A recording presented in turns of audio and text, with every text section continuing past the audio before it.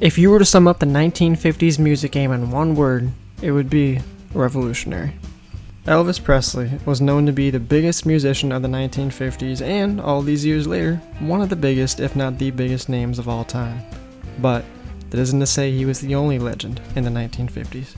Who can forget the names of Little Richard, Buddy Holly, Ritchie Valens, and many, many more? Who can forget the legendary groups of the 1950s, whether it was the Everly Brothers, Bill Haley and his Comets, Dion and the Belmonts, showing the world that you do not have to be just a solo act to become successful. Who can possibly forget the legendary Johnny Cash establishing himself throughout the 1950s, going on for nearly 50 years, and becoming one of the greatest solo artists of all time?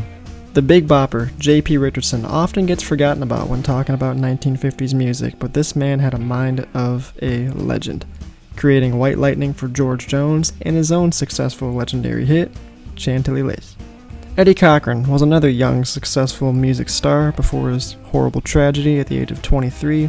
He had produced hits like Summertime Blues, Come On Everybody, and of course, 20 Flight Rock. The 50s were not without devastation and tragedy, as we had lost Buddy Holly, Ritchie Valens, and the Big Bopper in a plane crash, and not long after that, Eddie Cochran in a car crash.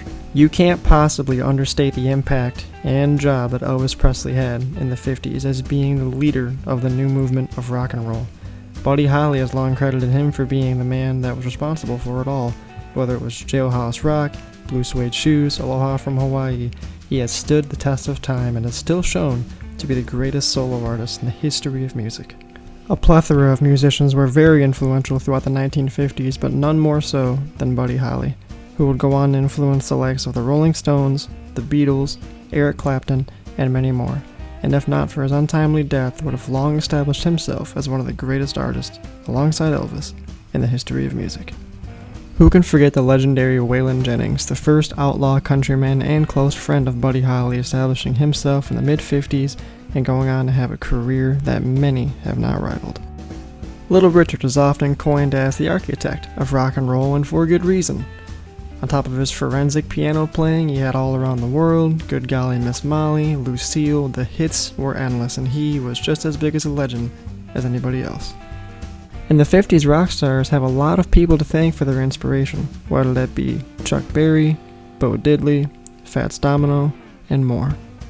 The 1950s for me were littered with talent, and will always remain the greatest era in the history of music.